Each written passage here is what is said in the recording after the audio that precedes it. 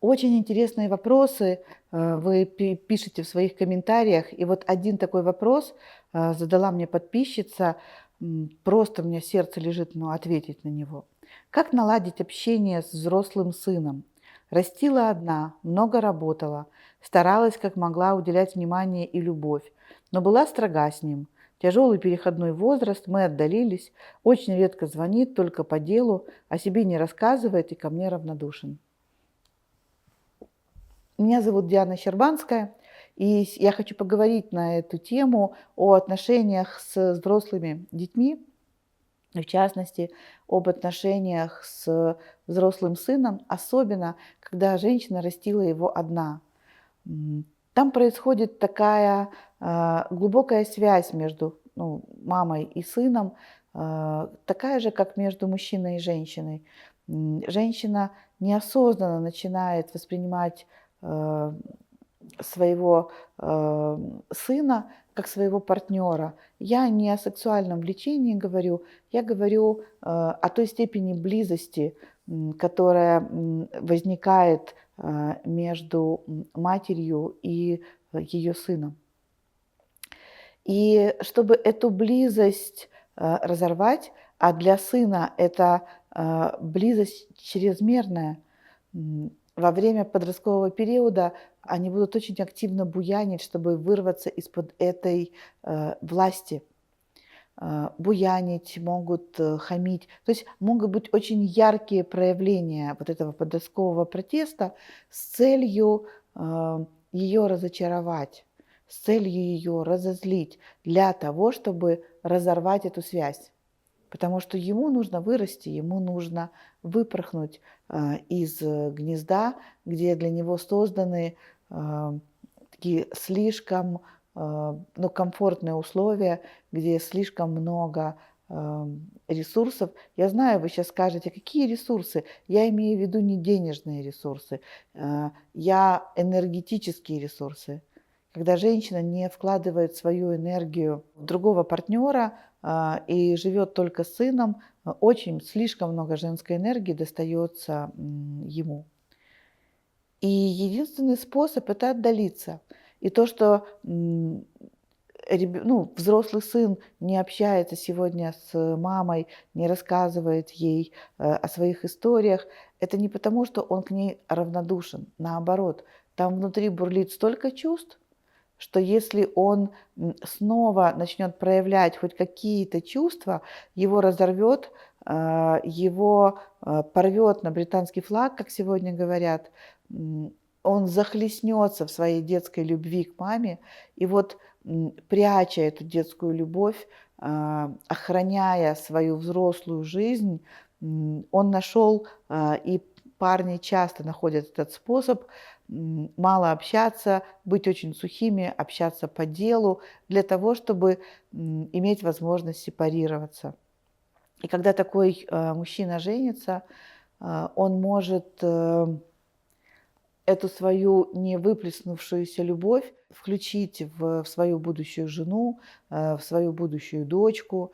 Очень часто такие мужчины, очень любящие отцы, иногда даже чрезмерно любящие, потому что эту маленькую девочку, которая у него родится, будет любить не только взрослый папа, но и маленький ребенок, путая эту девочку со своей мамой. Что можно сделать этой женщине? И что можно сделать миллионам других женщин, которые находятся в этой ситуации? Увидеть, как я грущу. Вот первое, увидеть, как мне не хватает. И вот вопрос, чего? Да, взрослый человек, да, живет своей жизнью. А что там со мной? Что у меня на сердце? Может быть, у меня тоска, может, у меня грусть, может быть, у меня одиночество. Чего я лишилась, когда этот человек ушел из моей жизни? Какую часть души я вместе с ним отправила в это путешествие? И вот увидеть свою тоску, увидеть свою печаль, увидеть свою грусть, увидеть свое одиночество, обездоленность, может быть, ненужность. Я не могу сказать, что это будет за чувство, но это гарантированно грустное, негативное чувство, с которым женщине нужно будет поработать. Его нужно будет достать, исцелить. И тогда вы сможете увидеть, что вы слишком много внимания направляли на своего сына. Вы не увидели жизнь вокруг себя. Вы не увидели других людей, которые готовы быть добры к вам, готовы быть щедры к вам, готовы вас любить, быть в вашем поле, дружить с вами, быть с вами близкими. Вы увидите, что, может быть, вы увидите, как эта женщина, которая говорит, что она была строга, может быть, у нее чувство вины, может быть, вы увидите, что это чувство вины, вы ждете от него, что он вас простит. Но главное здесь вот эти два процесса. Первый – увидеть, что я чувствую в этих отношениях со своим сыном, который где-то далеко и со мной не общается. Как мне с этим? Проанализировать, достать, прикоснуться, дать туда очень много сочувствия, сопереживания, то есть исцелить эту свою часть, которая до сих пор плачет и страдает от разлуки. Я бы вам могла даже сказать, что в этой разлуке вы обязательно увидите своего внутреннего ребенка, который разлучен со своими родителями. Но могу и не подсказывать, можете сами это открыть.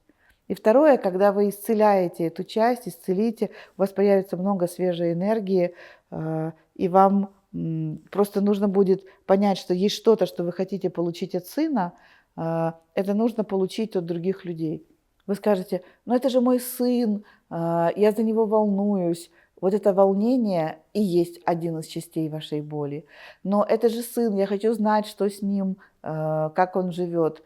Он не хочет вам это рассказывать. Вам с этим как? Вам с этим больно? Вам с этим грустно? Вы на него гневаетесь? Чувства. Исцелите, прикоснитесь к этим чувствам, дайте туда ваше любящее внимание, и вы обнаружите, что его свобода воли священна. Мало того, когда матери счастливо живут свою жизнь, в этой жизни много смысла, много наполненности, в ней есть место мужчинам, увлечениям, интересному делу. Дети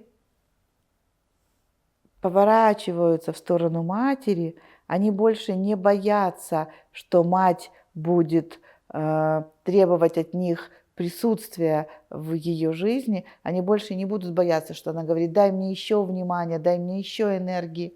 Когда они видят, что мама безопасна, маме и так хорошо, маме и без тебя хорошо, они с удовольствием начинают общаться. Может быть, это не будет великая дружба, но это может быть достаточно частое хорошее общение. Когда вам человек не нужен, вы всегда нужны этому человеку. Так устроена эта вселенная. Ставьте лайк, если вам понравилось то, что я рассказывала. Смотрите мои другие видео. А на сегодня все. Если вам понравилось это видео, не забудьте поставить лайк. Это очень важно для меня. И подпишитесь на мой канал.